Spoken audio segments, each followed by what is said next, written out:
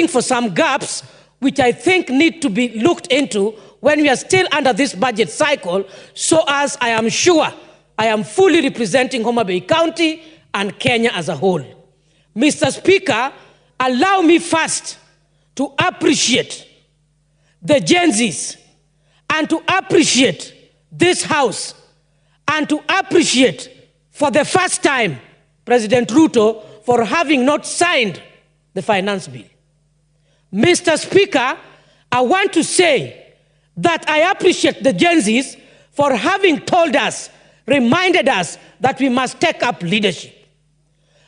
Mr. Speaker, I wanted to go on record before I make my contributions, which informs how progressively during this budget cycle I will be supporting based on inclusivity of the budget in terms of projects and developments in the entire 47 counties. Mr. Speaker, we know that the Gen Zs have scored, and I'm speaking to the Gen Zs outside there, that Parliament must take up responsibility.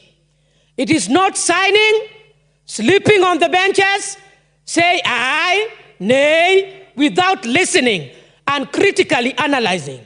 Mr. Speaker, why am I saying that? Even right now, I expect the majority leader to be seated here until the end of this debate, because we are talking on very fundamental issues. Despite us being on Hansard, it is important to take on critically the verbal contribution. I expected the chairman for budget to be sitting here put. I think we should either amend that the budgets the committees presenting issues, the majority and minority leaders, they should then speak last so that they sit in this Parliament until all the deliberations are done and we make responsive and conclusive things that are informative.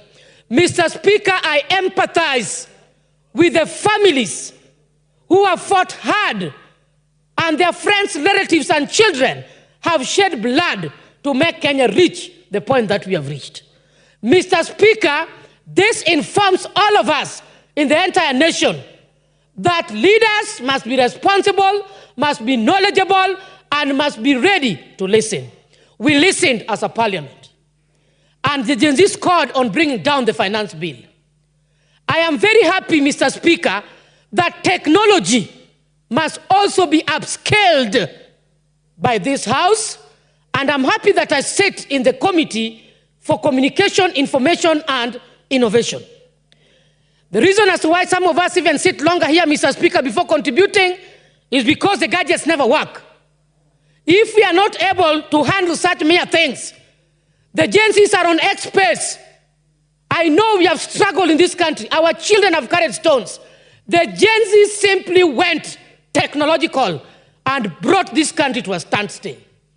If simple gadgets cannot be managed, what are we going to manage in this House? That is my first concern. This is the 5th time I'm putting it on record that I'm consistently told your name is not reflecting on the screen.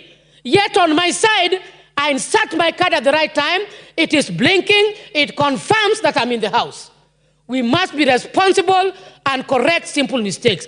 Mr. Speaker, I want to note that the meeting that Honorable Millie Odhiambo was in, I was also a member, because those were issues which were touching on child rights, protection, governance, legitimacy, and campaigns, and looking into the budgets that have been put to take care of our children.